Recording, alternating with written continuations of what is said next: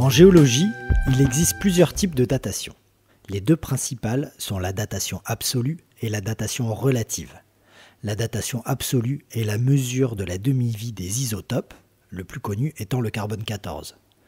La datation relative est une manière de dater un objet, un fossile, par l'observation du milieu dans lequel il est découvert, les strates de sédiments par exemple.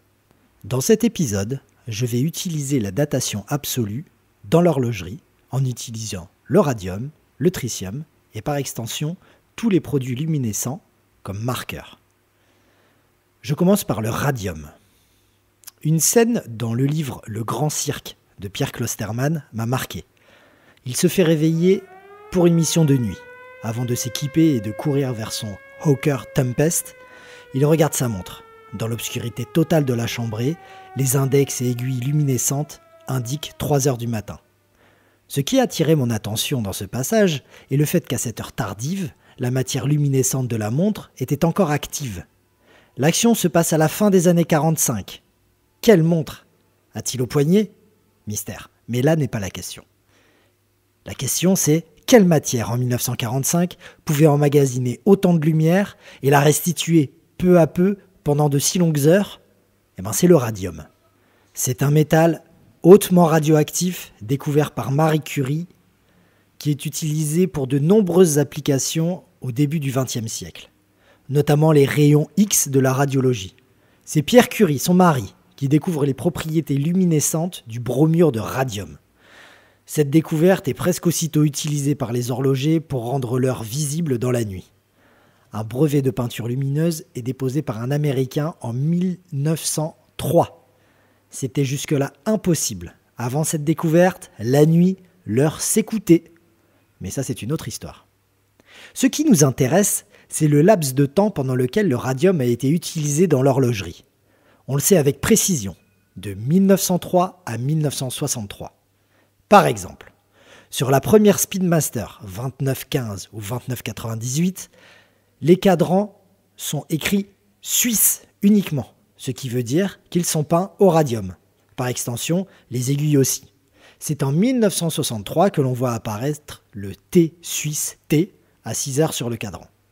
Le radium était bien trop dangereux pour pouvoir être porté tous les jours, et il s'avère aussi qu'il a tendance à brûler le vernis des cadrans. Il faut savoir que Marie Curie, elle est désormais dans un cercueil plombé et qu'on n'a même pas le droit de rentrer dans le bureau où elle faisait ses expériences parce que c'est beaucoup trop radioactif tout ce qu'elle a fait. Mais revenons-en au fait. Comment savoir aujourd'hui si le cadran de ma montre et les aiguilles sont au radium ? Il faut vérifier si la luminescence est encore active. Pour cela, les UV sont très efficaces. Si la peinture réagit sous les UV, alors il y a des chances pour que ce soit bon. La demi-vie du radium est de 1600 ans. Même très exposée et beaucoup portée, la matière reste un peu active. Il change de couleur avec le temps. Toutes les teintes, du jaune au noir, sont possibles. On peut aussi contrôler son cadran et ses aiguilles à l'aide d'un compteur Geiger. Il en existe des petits que l'on branche sur le smartphone. S'il y a du radium dans la montre, vous le saurez immédiatement. C'est suite à de nombreux scandales. À l'époque, il y avait même des boissons énergisantes au radium, des crèmes de beauté au radium, des cigarettes au radium.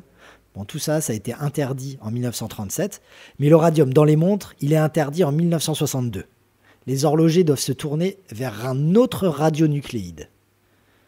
Voilà, les montres d'avant 1962 avec un cadran T Suisse T ou un Suisse 25T ne possèdent pas leur cadran d'origine. C'est un cadran de service. Le radionucléide suivant est le tritium. Le tritium est choisi pour remplacer le radium. C'est un isotope de l'hydrogène. À la base, il fut découvert et produit pour accélérer le procédé de fusion nucléaire. Avec du tritium, les bombes H pètent beaucoup plus fort. Mais c'est pas ce qui nous intéresse ici. La luminescence générée par le tritium est très efficace et permet des éclairages sans source d'énergie. C'est ce qui est intéressant pour les index et les aiguilles des montres. En revanche, sa demi-vie est de 12 ans et demi, ce qui est vraiment ridicule par rapport au radium. Ce radionucléide est imposé par manque d'autres solutions aux horlogers depuis l'interdiction du radium en 1962.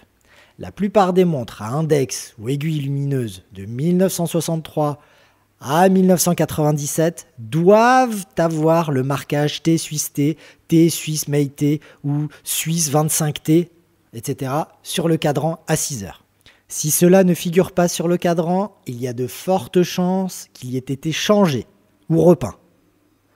En effet, comme le radium avant lui, le tritium est presque exclusivement utilisé pendant cette période. Omega, par exemple, arrête définitivement le tritium en 1996. Le problème du tritium, outre sa radioactivité, réside dans le fait qu'il perd assez rapidement ses propriétés lumineuses, même enfermé dans un coffre à l'abri des UV. Mais de manière générale, les montres tritium prendront de la valeur avec le temps, car les maisons horlogères ont détruit leur stock de pièces tritium, comme elles l'avaient fait pour le radium 30 ans auparavant. Il en existe encore de ces pièces, mais elles sont très chères. Un jeu d'aiguilles tritium pour une Speedmaster 861 est aux alentours des 650 €, contre 50 € pour un jeu actuel en Super Luminova. Et pour sourcer ces pièces, il faut s'adresser à des fournituristes indépendants, et plus particulièrement à des spécialistes du vintage. La vente de pièces en tritium et radium est devenue un fonds de commerce très lucratif. En 1997, la France interdit définitivement l'utilisation du tritium. En 1995, une société japonaise, Nemoto, dépose le brevet d'un produit photophosphorescent qui est ni radioactif ni dangereux pour la santé de celui qui s'en approche. Les horlogers mettent 2 ou 3 ans à abandonner définitivement la radioactivité. Le T disparaît des cadrans, seul le suisse reste. Cette matière, comme le tritium avant, permet des jeux de couleurs, si bien que beaucoup de lumages de montres actuelles sont plutôt bleus. Puis, en 2008, cette même société nippone lance le Super Luminova, encore plus efficace de luminosité et de durée. Alors récapitulons. Le radium de 1903 à 1963. Le tritium de 1963 à 1997. Le Luminova depuis 1996. Un dernier point. Il est très récent dans l'histoire de l'horlogerie de poignet que des marques fabriquent elles-mêmes les aiguilles et les cadrans. En effet, par exemple, Omega pour la Speedmaster achetait ses cadrans à Singer et ses aiguilles à Fiedler. Si bien que les peintures tritium utilisées n'étaient pas les mêmes. Avec le temps, la patine doit être différente. Coquille d'œuf pour les index du cadran et presque noir pour les aiguilles. Lorsque la couleur des aiguilles et du cadran est trop identique, il y a eu une bidouille. Cette généralité s'applique aussi aux montres radium. Alors faites attention si les couleurs matchent trop bien, soyez vigilants.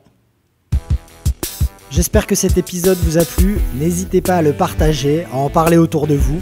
À bientôt!